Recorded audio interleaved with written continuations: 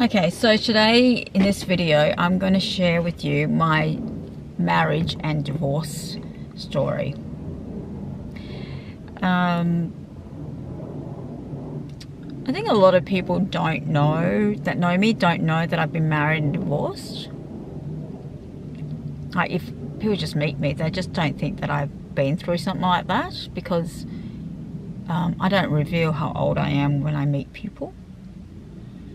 And because I'm Asian and because of other factors, I sort of like look younger than what I really am,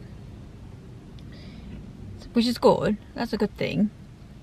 But it just rules out the fact that people don't think that I've had these sort of experiences. Okay, so I'm just gonna tell you what happened with me leading up to getting married and also my divorce. Okay, so when I was in my 20s, I decided to leave Perth and go to Melbourne to live. Okay, you know, when you're young, you're in your 20s, you're quite brave. So moving to a different state was, for me, was more exciting than scary. And up to that point, I had been living in Perth, and to be honest, I was quite unhappy, and I just wanted to see more of the world. I wanted to live in a different area of the world, and I just wanted, just to get out of Perth, And at the time when I decided to leave, I did have a boyfriend. So this boyfriend of mine, he wanted to come with me to Melbourne. I had tried to break up with him prior to going, but somehow he kind of talked me out of it. And then he said that he was going to come to Melbourne with me. Now, when he went to Melbourne with me, I actually went first. And then he arrived a few days later. Yeah, I don't know.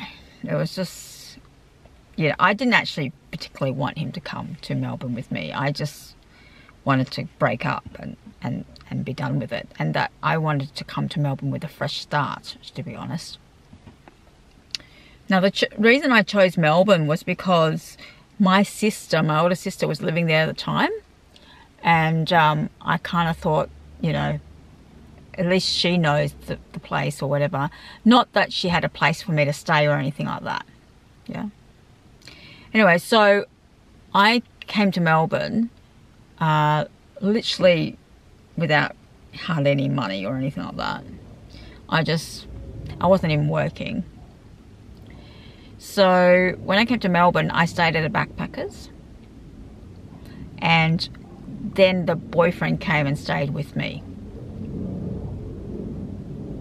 Now, we were in a dorm, and the first couple of nights something happened and we got kicked out. So what it was someone in the dorm was wanking himself off. And then my boyfriend at the time got really upset and he got really angry and he started yelling at the guy who was wanking himself off. Okay. The next day, we were called into the reception area and we were told that we had to pack up our stuff and leave because we were getting thrown out. Because my boyfriend had threatened that guy that was wanking himself off. So we had to leave immediately. So I had to take all my stuff out of the door, locker room, everything, and we had to leave. And we didn't have anywhere else to go. And so we had to go from backpacker to backpacker to find a place that was suitable. And after about 1 or 2 backpackers, we actually found one. Yeah. And we ended up getting a room for the both of us, just a separate room for the both of us. Okay. Now, this guy that was my boyfriend at the time, he was, I think he was traveling at the time. So he lived in Australia, but he had been traveling. So he just come back to Australia and he wasn't working. And he, also the other thing is he didn't really want to work. He was like he was an aspiring writer apparently. And, not that he wrote anything. And, yeah, he was just like the way I saw it, he was a bit of a bum, yeah? But anyway, we ended up sharing this room. And I was pretty unhappy because he was like quite aggressive, like at times. And we had lived together before in another backpackers in Perth. And he had like showed traits of like domestic violence sort of traits. And yeah, it wasn't good. I didn't really trust him. Do you know what I mean? Like, he was quite aggressive at times. Yeah. Anyway, he decided to go to Sydney to visit some friends. And I took the opportunity. I said, yeah, just go, right? So he left. Now, before all this happened, whilst I was in the backpackers, when we first got there, there was some rumours going around that you can actually go to this place and find a job there, right? So I ended up going to this place that these other people have said, you know, you can go to this place, this company, and then see if they'll hire you, sort of thing. They're hiring backpackers and people like that, yeah? So I went there and I had a chat to them and I got a job there, right? And what it was a toll company. At the time, Melbourne was like building a toll freeway, and they needed administrators to fix up a problem that they've created, right? So I applied for a job there, and the going rate was quite good. It was really good for what it was. We were doing absolutely nothing, and there was unskilled work really, and we were getting paid quite a lot. So I got a job there, and then the boyfriend went on holidays, over in Sydney, yeah. So, and I was working at this time in that company. And when I first got to the company, I did end up looking around the office to see if there was any, you know, nice guys around, basically, if I was attracted to anyone, yeah? Because I honestly felt like I should have broken up with this boyfriend of mine, although he never let me break up with him because he talked me out of it, yeah? So in my mind, because of the fact that we got thrown out of the backpackers because of what he did and all the rest of it, it was quite horrible. Like, I felt like I lived on edge sort of a little bit, yeah? Because he was just quite aggressive at times. And he was a bum as well. He didn't earn any money. He was on the dole. But I was on the dole as well. But then I got the job at, you know, as soon as I got there, I got a job. So anyway, whilst he was away in Sydney, there was a guy that I sort of looked at while I scanned the room. And I thought, oh, he's not bad. I like the look of him, right? But I didn't make anything of it. I just kind of kept it to myself. Anyway, I actually ended up, after work, one night I ended up going to the casino at the Crown in Melbourne just to check it out because I was new in Melbourne. And as I was going into the casino, a bunch of people from work were coming out, right? So they came out, and I wasn't friends with anyone yet, just sort of thing, you know what I mean? Like, I just started. They came out, and Andy, the guy that I've noticed, the one that I kind of thought I was attracted to, he also came out, but he was trailing behind the group. So he came out just like about a minute after they came out. And so he came out just the same time that I was going in. And so we bumped into each other. And I said, oh, hi. And he said, yeah, hi. And he basically said to me, oh, what are you up to? And I said, well, not much. I'm just going to go in and see the casino. And he said, well, we're off to like a pub. So did you want to come along? And then I said, initially I said yes. And then I said, oh, I don't know, because I don't know how to get back here late at night. Do you know what I mean? Like, I was in the city, so, you know, and the backpackers was in the city, and I honestly didn't know my way around, and I would have no clue how to get back to the backpackers, you know. So I said, oh, look, I don't know if I should, because I don't know how I'm going to get back, yeah. But I'll definitely go another time, right? And he said, oh, yeah, sure, okay, whatever. And I'm quite sure we swapped phone numbers or something, because I had his phone number, right? Anyway, I went into the casino and I checked it out, and I think it was a few days later or something, I was back at the casino and I had lost some money. Now, you've got to understand, back in those days, I had a gambling issue. So I like to go to the casino and punt and all that sort of stuff. And I used to lose my money. And within those days that my boyfriend was away in Sydney, I had gone to the casino and I'd lost all my money, right? And I was really upset that night. And I was at home in the backpackers. And I was crying and stuff, right? And I ended up calling Andy. And I asked him to come over. So he did. He came over. Yeah, it was really strange. I don't know exactly how I got his number or how it all happened. But I also remember Andy basically putting his jacket on the back of my chair when he came in one time. Yeah, like as if he owned me, like we were together or something, you know what I mean? Like, it was really strange. I don't know how we got together, but we just kind of got together. But anyway, so that night he came over and he stayed the night. We didn't do anything. He just slept there, right?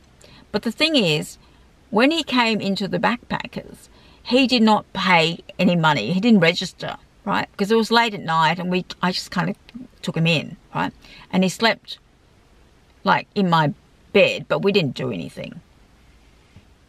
Anyway, in the morning, because this backpacker was really tight on finding people that are like illegally letting other people in and all that sort of stuff, they kicked us out. They kicked me and Andy out. So now I had no place to live. Anyway, so Andy said, just come and stay with me, right?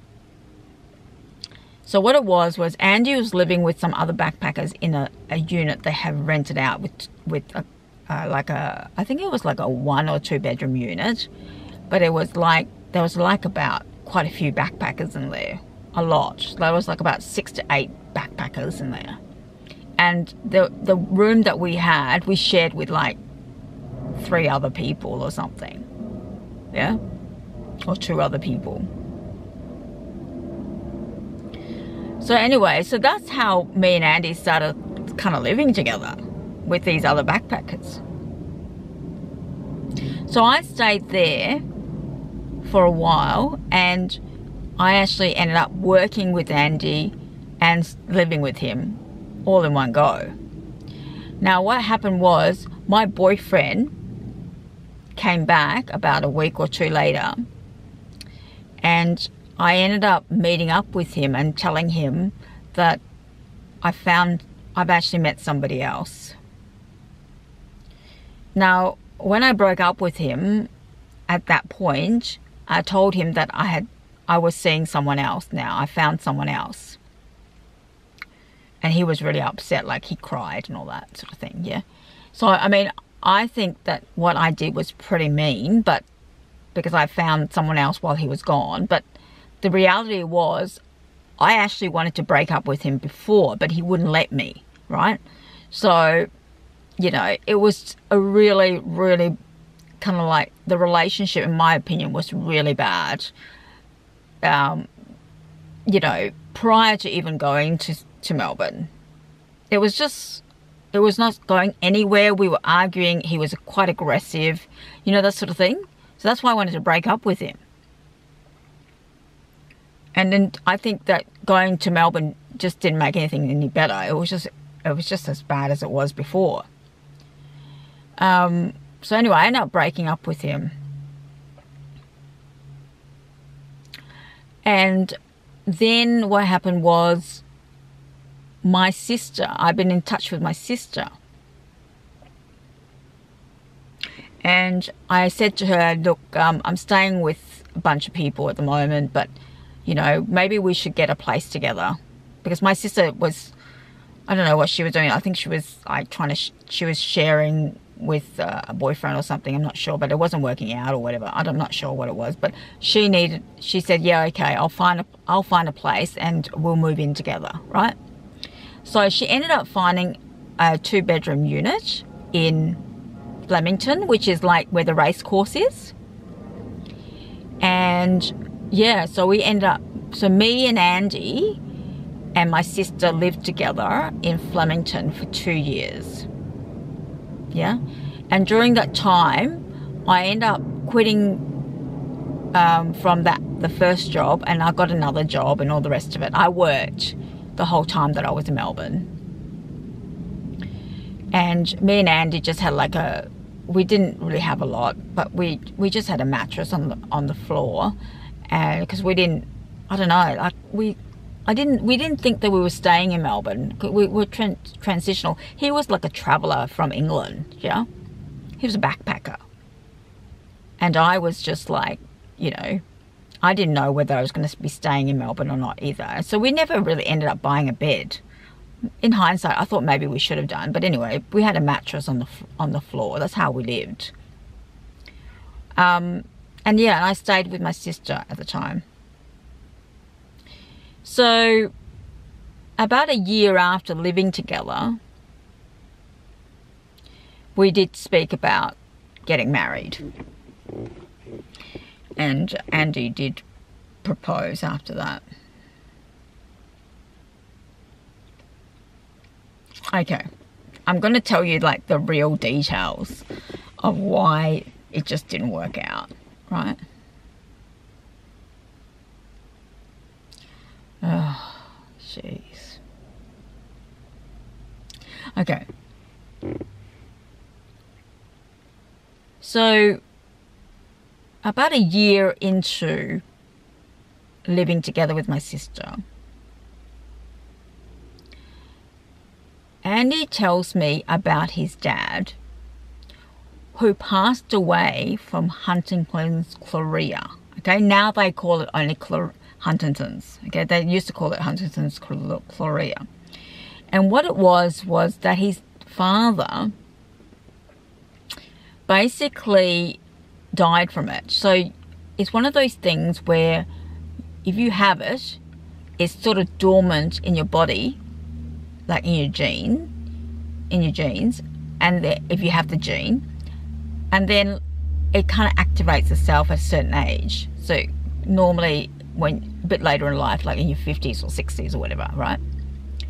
And then what happens is there's no cure, and it just basically, I think your body just deteriorates to a point where you just cannot like function properly, and then you just die.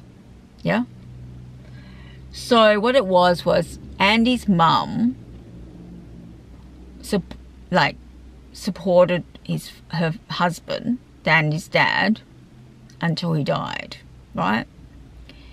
So yeah, it was probably quite a traumatic experience for all of them.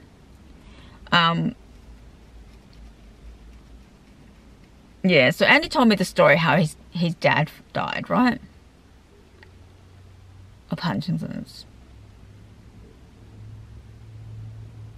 Okay, It gets worse. And then one day, just like after he told me all this, he said to me that he had the gene. And I went, what? What? What do you mean you have the gene? He said that his father gets, it's inherited. You got a 50% chance of giving it to your kids if you have Huntington's, right? It's a 50% chance. And he said to me that he's been tested and he's got the gene. This was a year into our relationship and we've already been living a year together. So at that point, it registered to me now that he had Huntington's chorea. And when I remember him telling me, I cried. I just cried and I was in shock.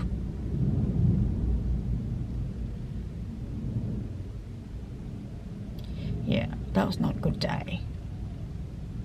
I just couldn't believe it. He told me that he had the gene.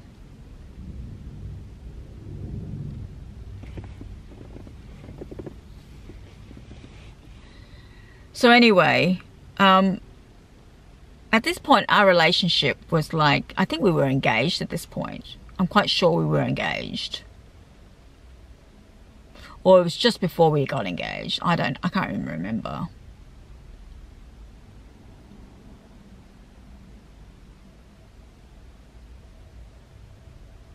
But I remember talking to his mother, and his mother, when I tried, Andy set up a telephone call with me and his mother because his mother lived in England, so that she can tell me more about the disease and stuff like that, right? And what her experience was. And when his mother was talking to me, even before she even started talking, she just bursted into tears, and she just couldn't, she couldn't even begin her story. So I didn't end up even getting a story from her or getting any explanation about the disease or anything like that from her because she was too upset. I mean, the poor woman had basically nursed her husband to death, do you know? And then later on, Andy said, oh, look, my mum was too upset to talk about it, but her sister, my auntie, will be able to talk to you about it. Do you want to talk to my auntie? And at that point, I was so traumatized by the whole ordeal that the mother was too upset to talk to me about it, that I said, no, don't worry about it. I just don't want to talk to anyone about it. I just don't want to upset anyone. And I also don't want to, I don't know, at that time I was just so in shock.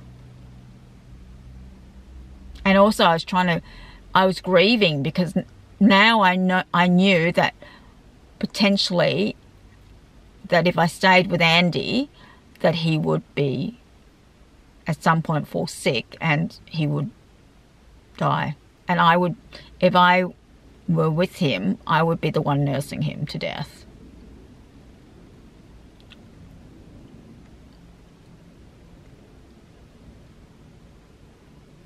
It was, yeah, I don't know. I don't think I really registered everything for a while. But anyway, me and Andy end up getting engaged.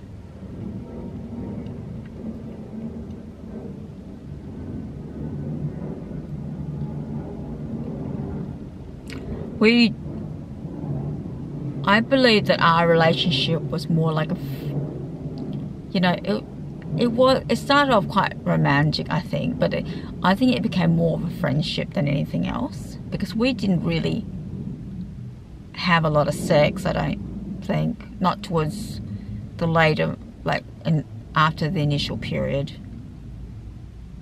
It wasn't a very passionate relationship. It was just like, I don't know, I think that we were just more like best friends or something.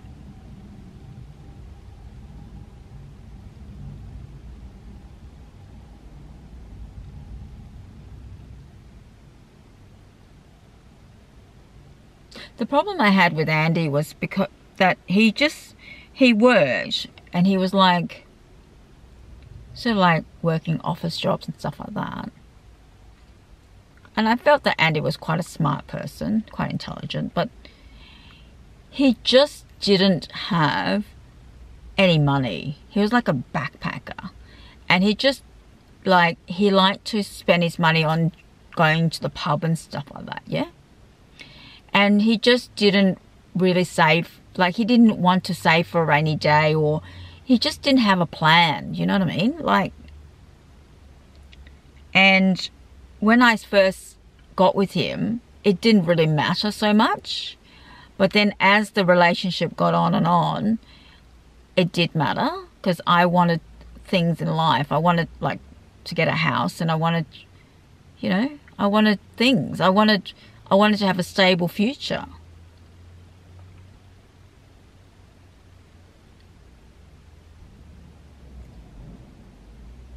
His plan was that he wanted to travel for 5 years after we got married.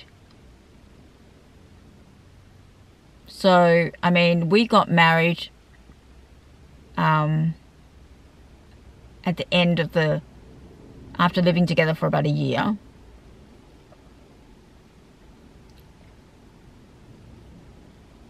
I think that's what it was, or it was end of the 2 years. I can't even remember.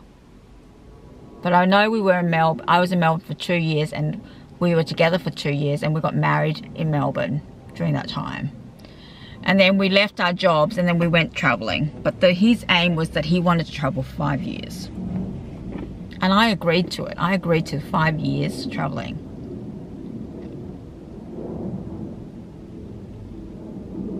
So anyway, so the reality was, we got married.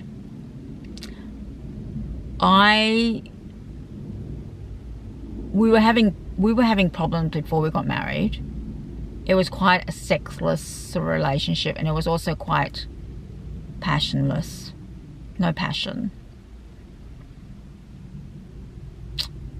There was one time that he did like leave the unit, and we separated for about a week or two, and then he came back.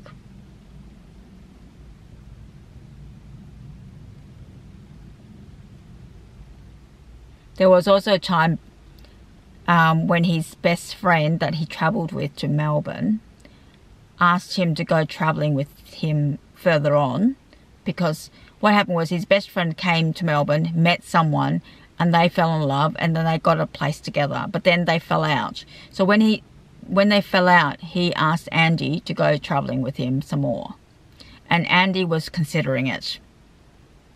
So I got upset with him about that as well, because he was saying to me that maybe he should go travelling with his best friend.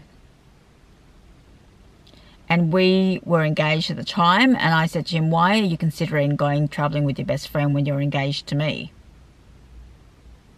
And so in the end, I let it go. I said to him, if you're going to go and travel with your best friend, then it's probably right. You're probably not ready to get married then, and I think you should just go.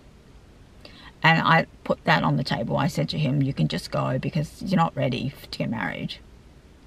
And he basically ended up deciding to stay with me rather than going travelling with his best friend.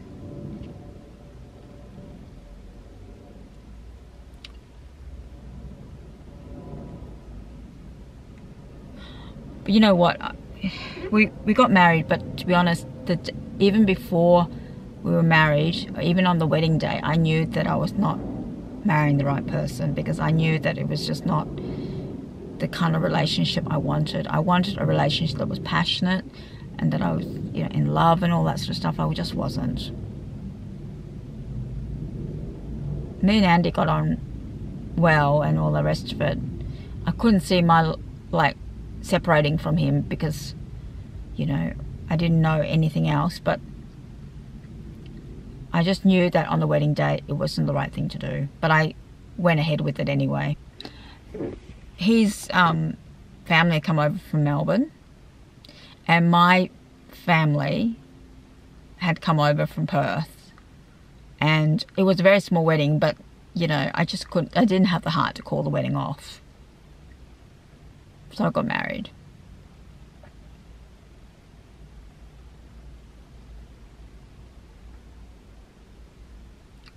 And then after we got married, we both quit our jobs, and we left the unit. I feel really bad because I had to, I left my sister in the lurch, really, because she had to give up the unit because she couldn't afford it on her own. And she went off to live with one of her boyfriends, which in the end didn't work out.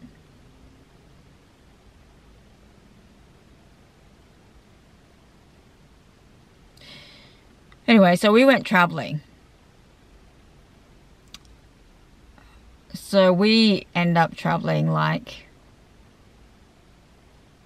you know, through Australia.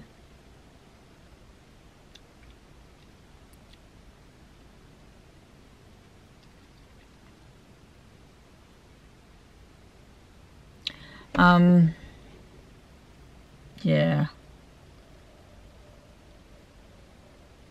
Through Australia. So we travelled, we got on a bus, and we travelled from Melbourne to Adelaide and up to Alice Springs. And then in Alice Springs, Andy convinced me to hire a camper van. So we did. We hired the camper van from Alice Springs and went from Alice Springs to Darwin. The traveling was actually pretty good, but the only problem we had was we just really didn't have a lot of money.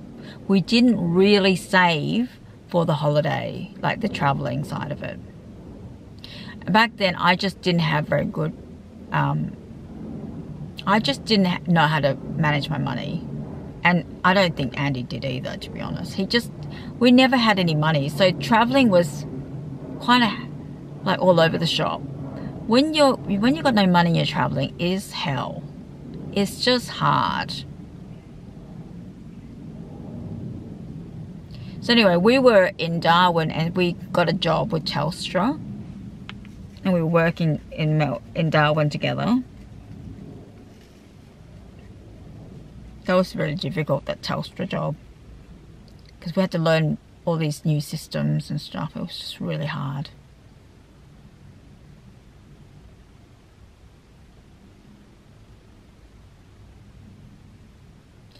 Anyway, so we were in Darwin for quite a while, and then eventually I got sick of the fact that we just had no money. And I wanted to go home. There was other things as well, but I just wanted to go home. I want to go back to Perth. So I ended up going to Perth, and Andy went with me. And we ended up living in my parents' home.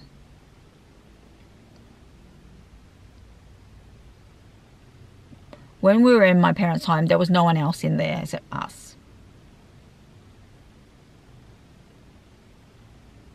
And Andy wasn't working, obviously, because he'd just come to Perth, and I wasn't working either. But Andy just became really depressed. He just sat in this, in the front room that had basically a bed or whatever, and he just basically became really depressed. And I just needed him to get himself moving and get a job and all the rest of it. But it took ages for him to get a job and all that. And we ended up not talking for ages, and then he ended up, moving out. We separated. He went off, and he went off and lived, and I think he just got a place and shared with some people or whatever, right? So we separated for a while. I stayed in my mum and dad's home. Yeah, it was not a good time. And eventually what happened was I ended up wanting to reconcile with him. So I ended up coming to where he was living, which was with a guy that was probably another backpacker, but they had a unit together. And And I ended up coming in there and living and staying with Andy there with this other person he's sharing with.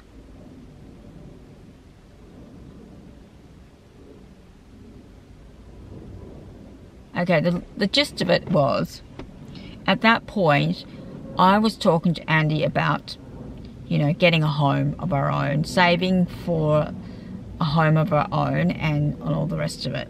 And he didn't want to do that. He wanted to travel. He didn't want to, like, do any of that stuff. And so I had conversations with him about, you know, having a joint account, and doing all that sort of stuff. But even at this time, I had a gambling issue, right? And Andy didn't agree to it. Andy didn't agree to any of it. He didn't want me to, like, you know, he didn't want to have a joint account. He didn't want to have anything. He didn't trust me, and he didn't want me to manage or have any control of his money.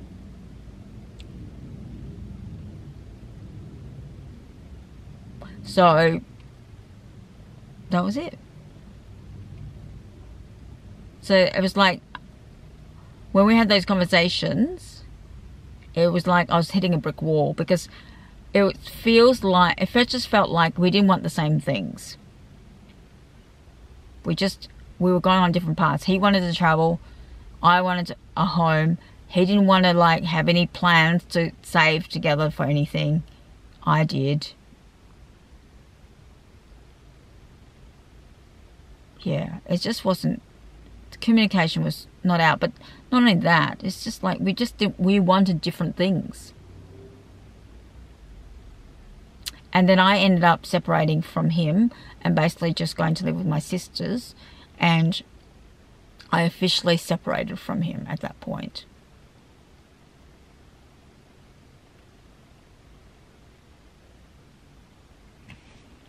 That was the real separation at that point. Plus the fact is, we weren't really having any sex. It was almost like a sexless marriage.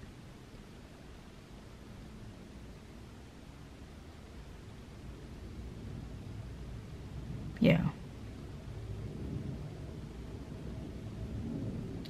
I remember the day that I decided to separate from him and end the marriage. It was basically like I woke up in the morning and I noticed that when we wake up,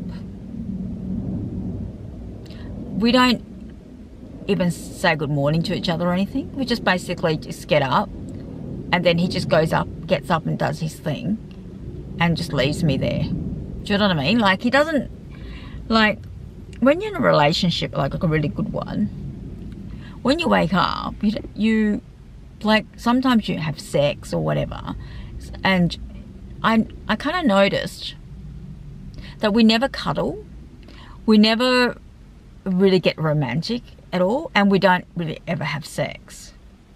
Yeah, like, we would have sex once every 6 weeks or something like that, if I was lucky. Yeah.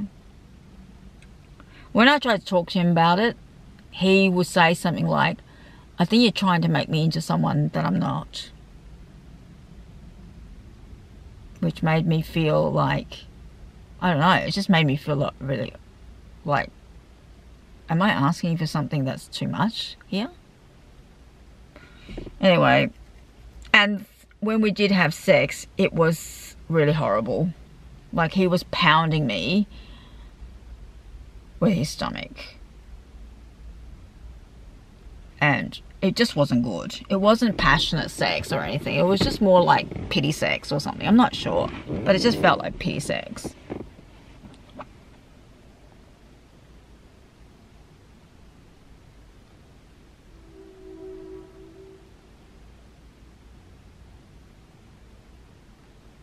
The other issue that I had was the fact that because he had Huntington's, if we had children, we had a 50% chance of giving it to our kids. Each child had a 50% chance of getting Huntington's. And I didn't know whether I was willing to risk that percentage. Like, I don't think I could have, like, I thought about it and I thought, you know what, if I had a child and I had given that child Huntington's, I don't know how I can live with myself. Like, that's terrible. That would be horrible. Like, imagine if you were born and then you're told you have the gene. What kind of life is that? You know what I mean? Like, you know that at some point you're gonna just like deteriorate and die, like at 50 or whatever.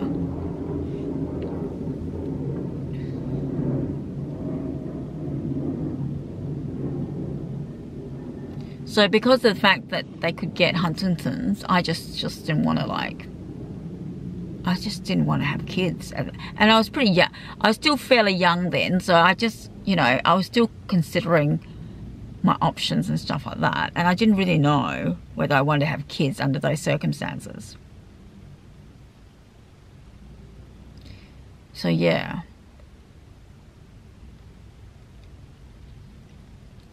So there's a lot of issues here. One was our relationship was just sexless. It was unpassionate. We weren't communicating very well. He had Huntington's. We can give it to our potential future kids. He didn't want to have joint accounts. He didn't want a home or to work towards having a home together. He wanted to travel. I wanted a home. I wanted to have a family.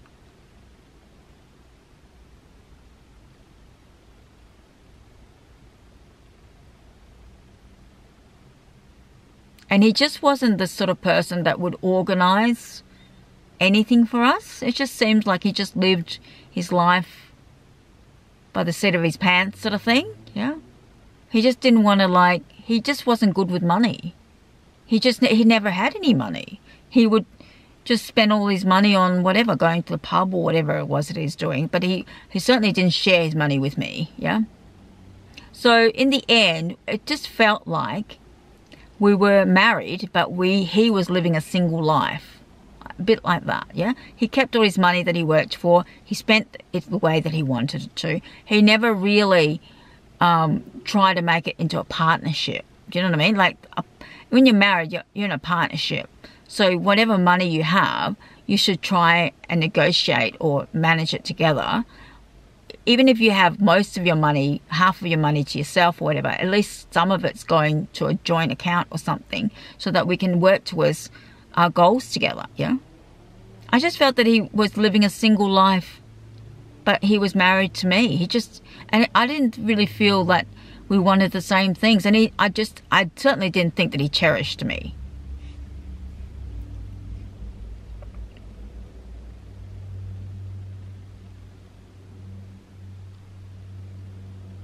Yeah, there was a lot of issues. There was just not just one, but there was the major issues. I think what it was I sat that one day that I remember where he just got up in the morning and he just left the bed without even saying good morning or anything like that, and just left. And I was just sitting on my bed thinking to myself, if you had to do this for the rest of your life, would you be happy? And the answer was no. I wouldn't be happy. If I had to do this for the rest of my life, have sex once every 6 weeks, and have a passionless relationship, and have a relationship where the person doesn't even want what you want, and you're not really working towards any real goals or anything like that, would I be happy with all of this? And the answer was no. And that was when I decided I just didn't want to be married anymore. So I separated from him. I left. Officially separated.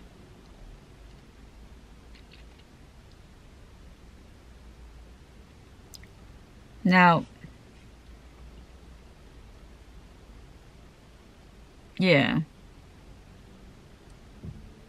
He did, once we separated, there was a time where he did try to come back. Like, trying to reconcile with me. But I didn't want that. I didn't want to reconcile. I actually suggested to go to counselling at some point while we're having all the problems. And he said, no, I don't want to go to counselling.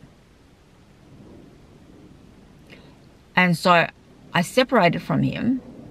And then there was, I don't know, a month later, when he actually called me and basically said to me that he wanted to go do the counselling. But at that point, I had already moved on. I already had enough of it all. I didn't really think that I had enough emotions for him. Like, I didn't feel like I cared for him enough to go to counselling at that point after the few months after I separated from him. I'd already given up on the relationship, sort of thing. Now, do I regret not going to counselling with him? Possibly. I don't know. I can't take that back now. I mean, if maybe I could have. Maybe it would have changed things. I don't think it would have changed anything.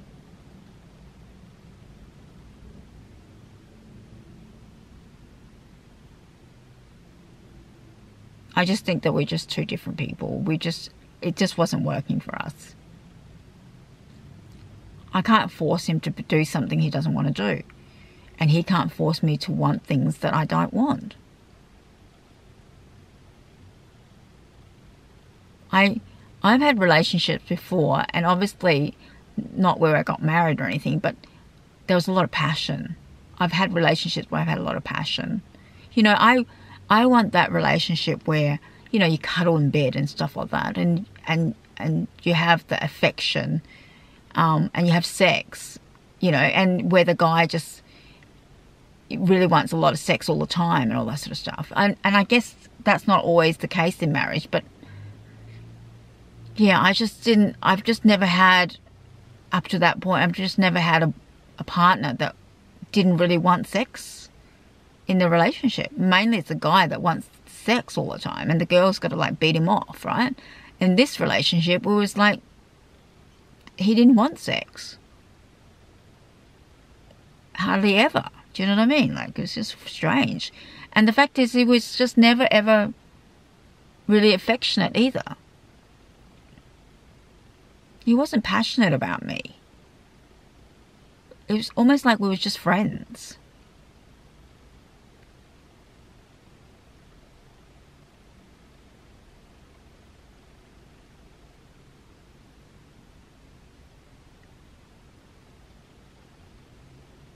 Yeah, so in the end, we ended up separating, and then we got a divorce. And I remember, like, in the separation phase, I was feeling so guilty, and also I was actually depressed for about 3 months. Because, I don't know, even if you initiate the separation, it just doesn't mean that you don't go through anything. You actually still go through something. I did anyway. I went through depression for about 3 months. Because the dream, what happens is the dream is dead now. Like, you were married before. Now you're not. Now you're single. And I felt really guilty about it all as well. I felt guilty that I was the one that ended the relationship. I mean, we got married. I made him a promise. And I didn't keep it.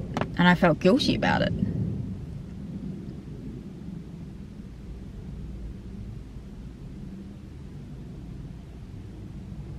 I also felt depressed because I would no longer wanted to be married. You know, I wanted separation, I wanted divorce. And I was depressed about that. You know, I was grieving the loss.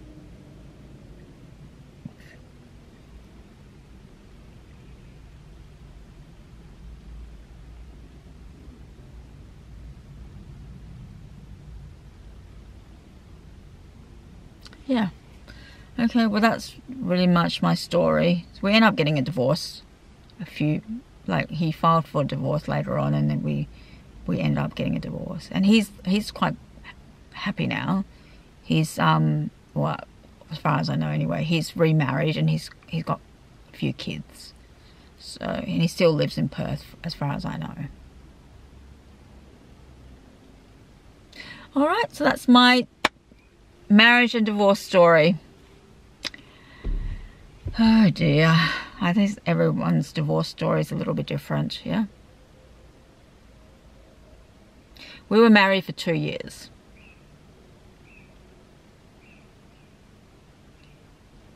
Before we separated and divorced.